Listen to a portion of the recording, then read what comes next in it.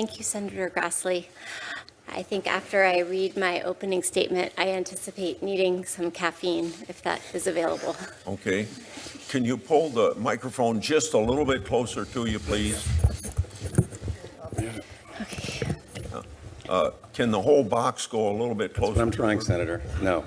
Okay. Well, then. I'll lean forward. Thank you. I could. Thank you. Okay. Is this good? Yeah. Okay. Thank you, Chairman Grassley and Ray. So first of all, what's up with the hair in her face? Okay, if you want us to believe her, get this bitch's hair out of her face.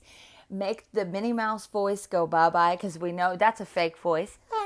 I might need some pop caffeine after I lie.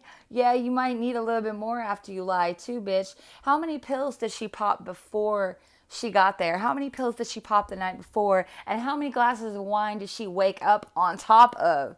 Okay, this bitch is raunchy. This is not even cool. Like, Married to Russell Ford since 2002, and we have 2 children.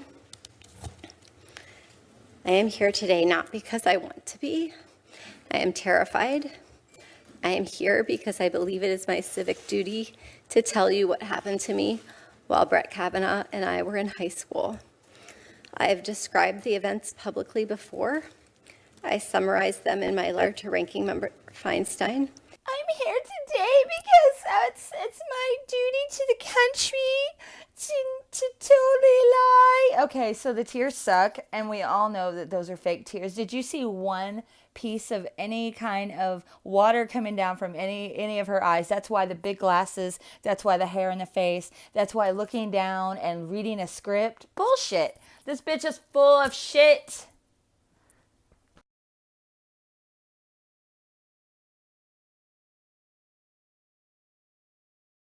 I really wish I could be more helpful with more detailed answers to all of the questions that have and will be asked about how I got to the party and where it took place and so forth.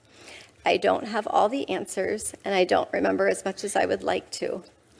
But No, she doesn't wish that she had more information and could answer the questions, especially the one where how she got 30 minutes away from her house to this party without driving, a friend driving, Uber, a taxi, a van, something, because that's the biggest flaw in her whole statement here. She doesn't know how she got to the party or how she got back from the party, but she remembers coming down the stairs and going outside, but that's it. So you just like you end up outside and what, you just float home? on the first floor of the house, I drank 1 beer. Brett and Mark were visibly drunk. So we have more fake crying, and this is when she says, I had 1 beer.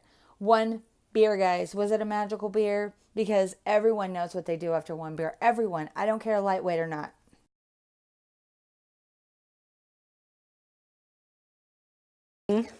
I went up a very narrow set of stairs leading from the living room to a second floor to use the restroom.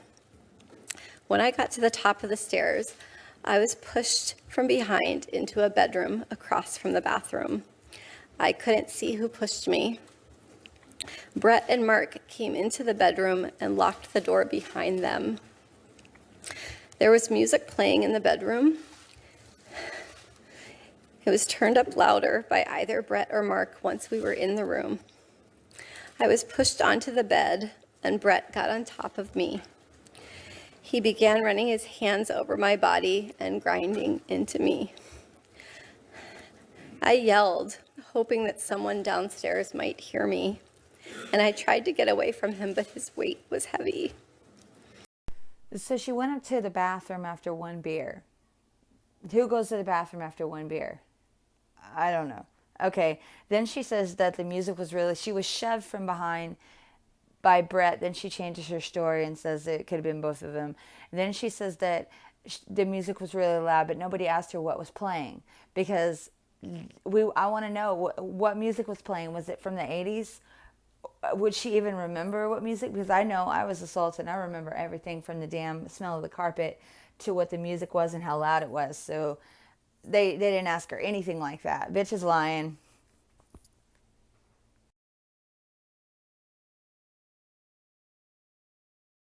falling off the walls on the way down. I waited, and when I did not hear them come back up the stairs, I left the bathroom, went down the same stairwell, through the living room, and left the house. I remember being on the street and feeling an enormous sense of relief that I had escaped that house and that Brett and Mark were not coming outside after me. So as she runs out of the House of Horrors and she goes outside, how does she get home from there? Does she wait on a ride? Does she wait for a friend? Is her mom there? Is the taxi there? Does she get in her car and drive? Does she run home 30 minutes away? Man, come on. Is that the reason for the second door, front door?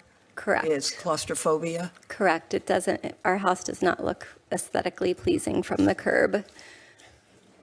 I see. And do you have that second front door? Yes, You it's, prevail? and Yes. it now is a place to host Google interns because we live near Google, so we get to have, and other students can live. Can you tell us, is there any other Sociopath, a person with a personality disorder manifesting itself in an extreme antisocial attitudes and behavior and lack of conscience. And then we have this bitch, Dianne Feinstein, coming on. How are you so sure that it was he, Brett Kavanaugh, who hurt you? She said, as sure as I'm looking at you and talking to you now. And then she goes into a bunch of big words to make it sound relevant. And then she asked her about the two front doors, which it's like totally psycho. It's psychotic. She talks about the Google interns, which it's just like a big red flag to everybody who ever heard that. Was like, what, Google? Okay. And then so I put up here the Crimea River train of some senators going into, oh, thank you. Oh, the public stands with you. Oh, we're so grateful to you.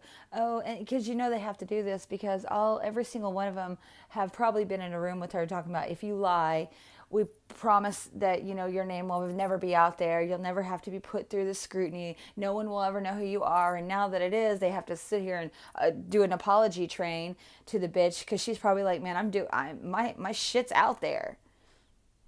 There are millions of victims and survivors out there who've been inspired by your courage. I am. I'm sorry for what this has done to you and your family. No one should face harassment, death threats, and disparaging comments by cheap-shot politicians simply for telling the truth. It is a grave disservice to you, and I want to take this moment to apologize to you for that and to report to anybody who might be listening that when somebody's willing to come forward, even under those circumstances, even having been not given the modicum of courtesy and support of a proper investigation, you've shown yourself particularly proud in doing that.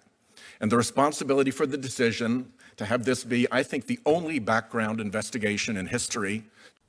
Okay, let's see what else we have about this bitch. CIA ties, father, brother, lawyer being caught getting some kind of envelope from the black traitor Congress bitch on the Democratic side that wears the pizza ring. Lawyer coming outside of a restaurant with Hillary Clinton on Friday. Bitch wants to patent an abortion shot she's been trying to get through. So yeah, she's got reasons. She's got reasons to go and do this dirty shit. She's a dirty bitch, and let me tell you why. Because us women, we can smell a dirty, scandy bitch from a mile away, and I smelled that bitch when she sat down. All right, guys, I'm out. It's Annie. Have a good night.